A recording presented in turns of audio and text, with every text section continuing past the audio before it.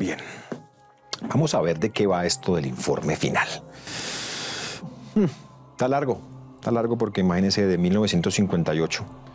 Sí, y todavía estamos anotando, entonces mucha paciencia. No fuimos. Factores de persistencia, impunidad, ataques al sistema judicial, manuales militares, manuales paramilitares, manuales guerrilleros. Y no puede faltar manuales de derechos humanos por violación. Tomas, masacres, bombardeos, reclutamiento forzado, secuestro, desaparición forzada, desplazamiento, exilio, justicia por mano propia, sicariato, operaciones, ataques, toma de Palacio de Justicia, atentado al primer local, masacre de Bojayá. Bojayá con tilde. Masacre de Trujillo, masacre del Salado, del Aro, operación Berlín, operación Orión, operación Jaque. Esto está de locos. Está de locos. Esto necesita un orden. Vamos por capítulos a ver. Narrativa histórica, violaciones a los derechos humanos, afectaciones a mujeres y personas LGBTI, capítulo étnico, afectaciones a niños y niñas y adolescentes, impactos y resistencias de las víctimas, exilio, territorio, testimonial, testimonios. Lo que tenemos es testimonios. Aquí ya cambiamos la página y, ¿cómo sería de bueno eso? ¿No? Cambiar la página y ya, desentenderse uno de todo.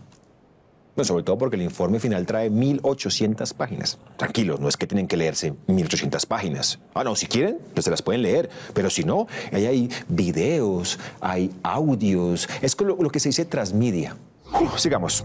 Narcotráfico, parapolítica, narcoguerrilla, ausencia estatal, enemigo de clase, enemigo interno, ajusticiamiento, estigmatización, 9 millones, 6.402, 500.000. Aquí nos falta todavía, pero bueno. Espérese a ver. Ahí vamos. A ver. Líderes sociales, líderes estudiantiles, líderes sindicales, Gaitán, Antequera, Galán, Pizarro, Jaramillo, Osa, Garzón, Unión Patriótica, M19, Firmantes de Paz. Aquí también nos falta, pero bueno, vamos. Plan Colombia, Plan Colombia, ¿qué es eso? ¿Cómo es que tuvimos un plan? ¿Tuvimos una visión común de país? ¿Sí? No.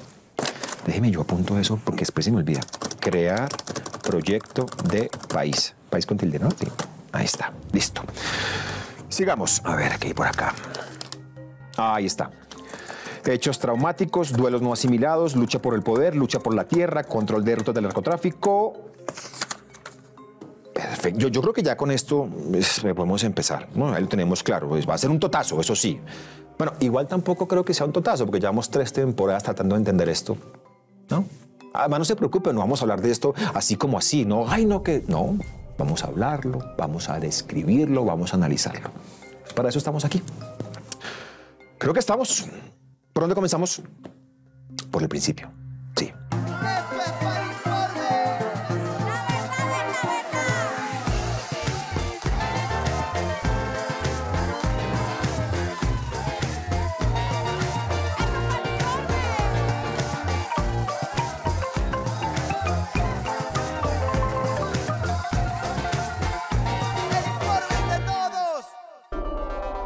Estas son las verdades del día. En Colombia sin filtro, lo que no se cuenta no existe. Los huérfanos invisibles del conflicto armado. En Relatos para la no repetición, Ana, una huérfana del conflicto que encontró su lugar en el mundo. Y en el informe dice, no fue un mal menor. El informe descubre a los miles de niños, niñas y adolescentes invisibilizados por el conflicto. Mi hashtag de hoy, numeral, una infancia en la guerra es. Hola, ¿qué tal? Buenos días, buenas tardes, buenas noches, estén donde estén. ¿Me extrañaron? Porque yo sí me extrañé. Yo dije, ¿cuándo me verán a llamar?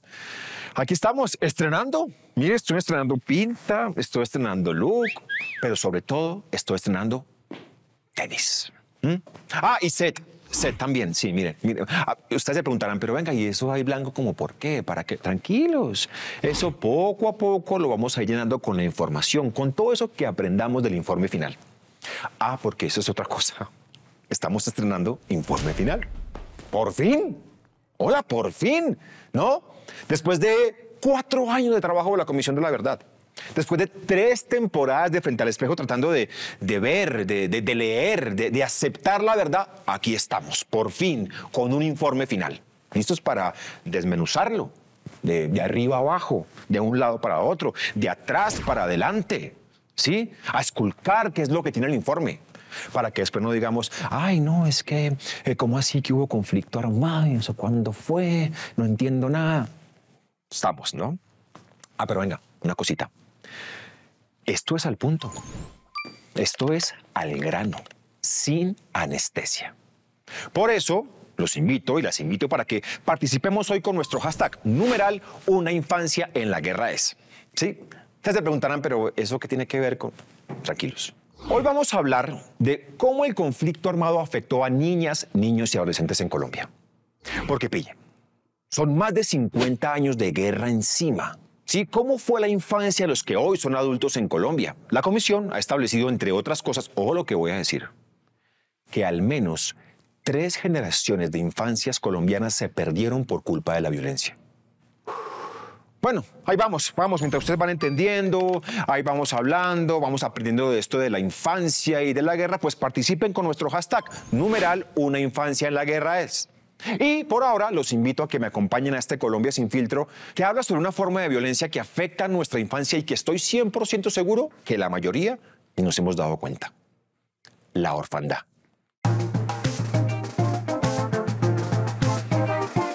El conflicto armado le ha costado la vida a muchas personas. Hombres y mujeres de los grupos armados y las fuerzas militares, hombres y mujeres campesinos y pertenecientes a los pueblos étnicos, personas con diversas identidades de género pertenecientes a la comunidad LGBTIQ+.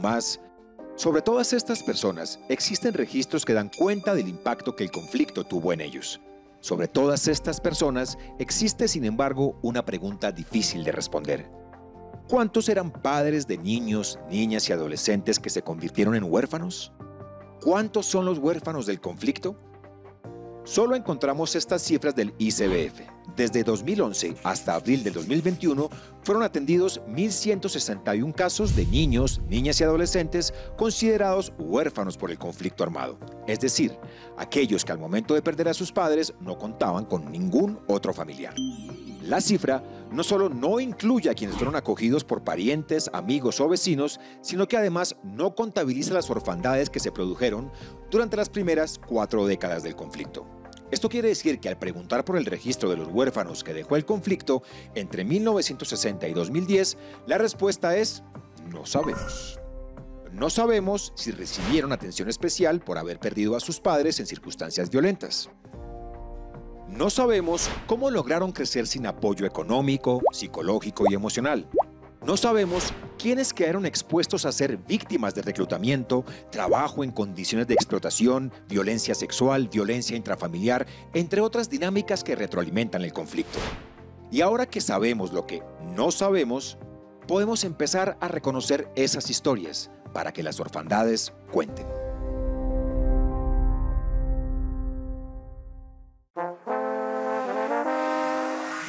Muchos tuvimos infancia, pero después de ver esto, pues nos damos cuenta de que muchos no la tuvieron. Miles. Por eso nuestro capítulo de hoy habla sobre las afectaciones que produjo el conflicto armado en niños, niñas y adolescentes. Y ustedes dirán, no, pero es que este capítulo habla del pasado. Les digo, no, este capítulo habla de lo que somos hoy. Porque pille, ese niño de los 80 que le tocó vivir masacres, desplazamiento, hoy es un adulto que quién sabe cómo logró superar o no el trauma que esto le produjo. Es como cuando uno va a terapia, ¿sí? Y le dicen, bueno, Santiago, vamos a regresar a ese momento, cuando eras niño, ese momento, vamos. Y uno va, llega el momento y uno dice...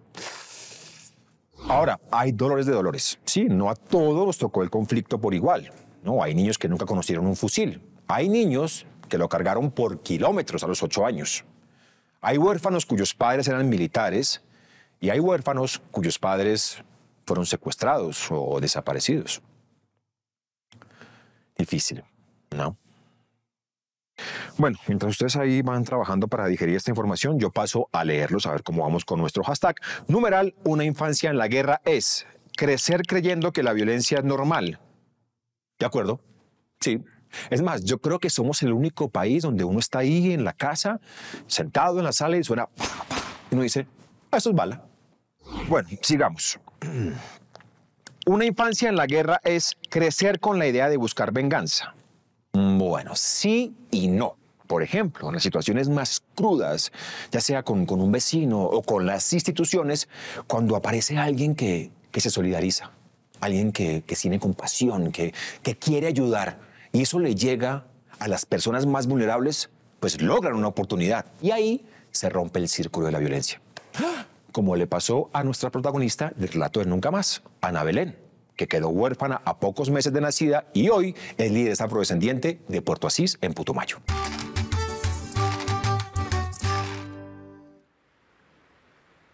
Mira, hija, estas son las hermosas tierras de Puerto Asís, aquellas que me vieron nacer. Y en ellas acá se construye mi historia. Esa que será tu legado y que ha sido testigo de todo lo que he tenido que vivir. Y que siempre recuerdes que estaré para ti en todo momento.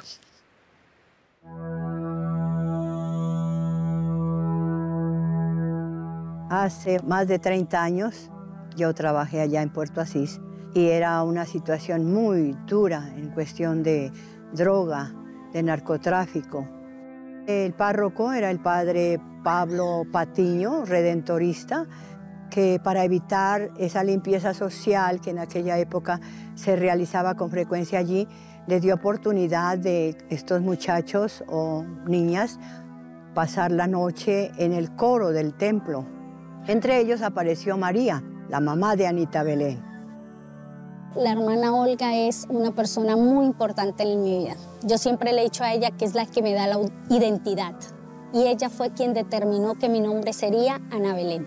Y Anita Belén no tenía ni 5 días de nacida, tenía como una cajita, como era tan chiquita, pero no le hizo falta nada. Las profesoras me regalaban pañales y dormía conmigo en la piecita.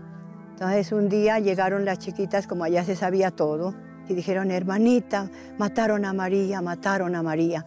Y la niña quedó a mi cuidado, unos 2 mesecitos hasta que alguien podía adoptarla. Ella cayó a buenas manos, linda, y a todos nos entregamos a ella. Como no había más niñitas en la casa sino ella, pero muy querida, muy linda, llegó para nosotros, sí. Mi madre biológica, una mujer que consumía vicio, digámoslo así, y que de una u otra forma para la sociedad era alguien que tenía que no estar, es asesinada. Ahí nace la orfandad de Ana Belén. Muy fuerte y muy marcado el impacto de la violencia y del conflicto armado en niños, niñas, adolescentes y jóvenes del Putumayo, por la conflictividad social, por la respuesta militarista y violenta que hay ante esas dinámicas y por la poca atención desde la institucionalidad civil y desde la inversión social a eso que pasa. Ese conflicto armado impacta la vida de Ana Belén realmente a sus 7 años cuando descubre que es huérfana. Ese gran impacto que genera en mi vida es un momento de desubicación, un momento en el que no sé quién soy, además de que el conflicto conlleva muchas cosas y hay personas que recuerdan esa historia y se encargan una vez más de decirte eres la hija de la bazuquera, eres la huérfana, eres aquella mujer que no tiene nada. Y realmente viene también ahí un proceso de discriminación por el color de piel, por ser diferente a esa gran familia que me recibió, me adoptó y me cuidó, que es una familia mestiza. Entendemos que la orfandad es una circunstancia que marca la vida de la persona totalmente y que según el caso y como se dé, pues va a tener también impactos que pueden sobrellevarse o que pueden determinarse también por el acompañamiento, por la posibilidad también de apoyos que reciba la persona que pasa por esa circunstancia de orfandad y que en ese sentido es clave garantizar espacios de acogida, espacios de protección de largo plazo para toda la vida de esa persona. Conozco a Ana Belén desde que estaba en el grado 11 con la compañera Marlene que fundamos Cimarrón. Hacemos las tareas pedagógicas de ir a los salones, de ir buscando a nuestras jóvenes, e irlos empoderando. Identificábamos en qué salones habían más jóvenes afros y efectivamente entramos al salón donde estaba Ana Belén. Empezamos a hablar un poquito del tema afro y notamos que la compañera Ana Belén se fue como escurriendo dentro de la silla, como a no dejarse notar de que queríamos hablar con ella por afro. De pronto Ana Belén, claro, cuando ingresó acá, lo primero que vio fue pues que eso que estaba de pronto y que estaba como un poco vacía, sintió ese lleno acá y es esa parte de que viene de una familia afro, que es adoptada por una familia mestiza, pero que sus raíces son de una familia afro. Y qué rico como poder encontrar ese hogar donde te hablen, ¿no? Realmente de esa parte biológica tuya, de donde esa conexión de tu sangre. Hoy, en la actualidad, en medio de todo un proceso de liderazgo con 2 hijas que me invitan a caminar cada día, a encontrar esa raíz, a enfrentar un liderazgo, una reivindicación de derechos, aún existe en Ana Belén un gran vacío. ¿Qué hubiera pasado en Ana Belén si hoy conociera sus raíces? Quizás la historia que tengo de reivindicación fue muy bonita, pero aún existe un vacío y un gran dolor de no saber dónde está o dónde inició esa historia de gestación de Ana Belén. Mi mamá es una persona muy admirable, una persona que me ha inculcado desde muy pequeña valores. Todo el proceso de liderazgo que le han inculcado me lo está inculcando a mí. Quiero que te sientas orgullosa. Recuerda que ser afrodescendiente no es un color de piel sencillamente, es una identidad. Y ese legado cimarrón es el que quiero que quede en ti. Cimarrón evoca unión, fuerza y libertad. Esa libertad ya quizás no de cadenas, sino esa libertad mental que todos y cada uno debemos tener para construir patria. Las amo mucho a las dos. Nosotros también. Bueno, ahí está el testimonio de Ana Belén, una huérfana del conflicto que está encontrando su lugar en el mundo. Ojalá a todos los huérfanos le pase lo mismo. Oigan, revisando las respuestas del informe a preguntas como ¿por qué los niños, niñas y adolescentes que habitaban los municipios más vulnerables fueron convertidos en botín de guerra? Sí, botín de guerra. Porque, a ver, a los niños los utilizaban como guías, como mensajeros o como combatientes directamente, que porque eran más maleables, que porque eran más arriesgados, que porque conocían mejor la zona, o peor aún, cuando un grupo armado reclutaba a un niño, su familia quedaba condicionada a no revelar la ubicación de ese grupo armado, por miedo a perder su hijo en un combate. Eso no tiene lógica. Bueno, tiene lógica cuando la guerra se degrada, pero es que para la guerra hay reglas. Bueno, veamos si ustedes y yo estamos hablando de lo mismo. Paso a leerlos con nuestro hashtag numeral Una infancia en la guerra es. Que te llamen máquina de guerra. Es que imagínense que un ministro llame a uno así. Y lo peor, que a la gente no le parezca importante. Es como, ¿sabes? Sí, eso ya pasó. Es que yo no entiendo todavía cómo no nos parece estremecedor que, por ejemplo, existan comunidades donde sus adolescentes optaron por el suicidio para evitar el reclutamiento forzado. O, por ejemplo, los reclutaban y los mandaban con solo 2 semanas de entrenamiento a los niños, ¿sí? Los asumían como carne de cañón. Eso pasó. Y estas no son conclusiones así como apresuradas, no. Estos son 4 años de trabajo de la Comisión de la Verdad. Por eso, en el siguiente Camino del Informe, vamos a ver cómo el equipo encargado del capítulo de niños, niñas y adolescentes llegó a esta y otras conclusiones.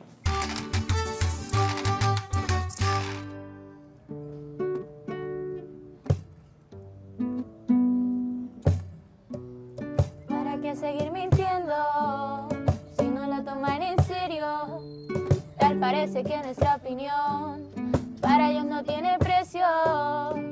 La desigualdad que nos tiene presos de una supuesta verdad que tanto daño nos ha hecho. La Comisión de la Verdad comienza a través de la escucha a darse cuenta de los relatos de las niñas y niños. Y escuchando estos testimonios encontramos la inmensa cantidad de voces y de adultos que nos narraron cómo perdieron a sus padres, a sus madres, cómo crecieron sin ellas y sin ellos porque habían ido a la guerra, porque los habían desaparecido, secuestrado, asesinado.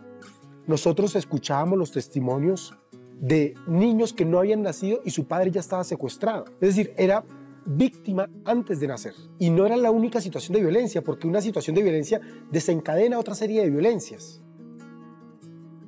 ¿Cuántas historias y cuántas vidas tuvieron que ir andando de manera autónoma en un momento de la vida donde no hay las condiciones para vivir autónoma o independientemente.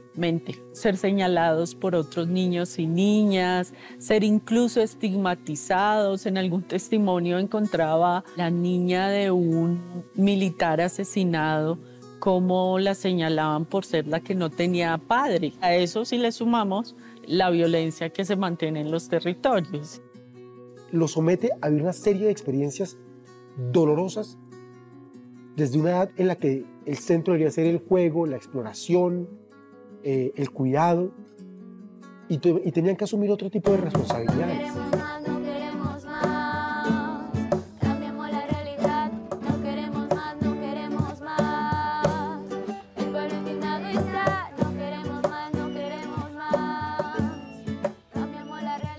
Solía pensarse que siempre la historia era de quien vivió y padeció esa violencia, y de resto quedaban como la familia que sentía ciertas cosas o que experimentaba ciertas cosas en casa, pero nunca, por ejemplo, se entraba en el detalle de qué pasaba por la cabeza, por las emociones de un niño o una niña, cómo esos silencios, cómo esos dolores estaban presentes y seguían presentes incluso después de muchos años, y nunca eran tramitados, porque al final se terminaba entendiendo como muchas de sus acciones como daños colaterales, es decir, le pasó esto al padre o a la madre y por extensión entonces el niño queda huérfano, por extensión la niña queda sin educación, por extensión el niño tiene que comenzar a vivir ciertas cosas a muy temprana edad que no debería vivir.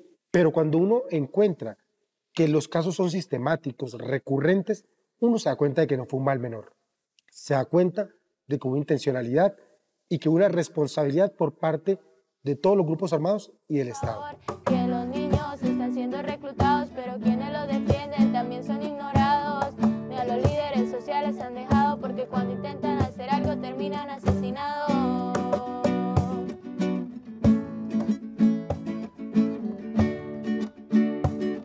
Las cifras más sólidas que tenemos es que datan más o menos de los años 80, nos hablan de que entre asesinatos, desaparición y secuestro de personas adultas estamos hablando de más o menos 800.000 adultos. Y eso significa que si cada una de esas personas tenía al menos un hijo o hija, pues ha dejado a muchos niños y niñas en la orfandad. Si miramos los datos estadísticos del país, lo más probable es que tuviesen no solo uno, sino varios. Entonces esa cifra puede crecer exponencialmente. ¿Qué ha pasado con esos niños y niñas que en diferentes momentos no tuvieron esos referentes? ¿Qué ha pasado de generación en generación con ese dolor, con ese sufrimiento que se queda muchas veces enquistado en la vida de los niños y niñas que llegan a diferentes etapas de su ciclo vital?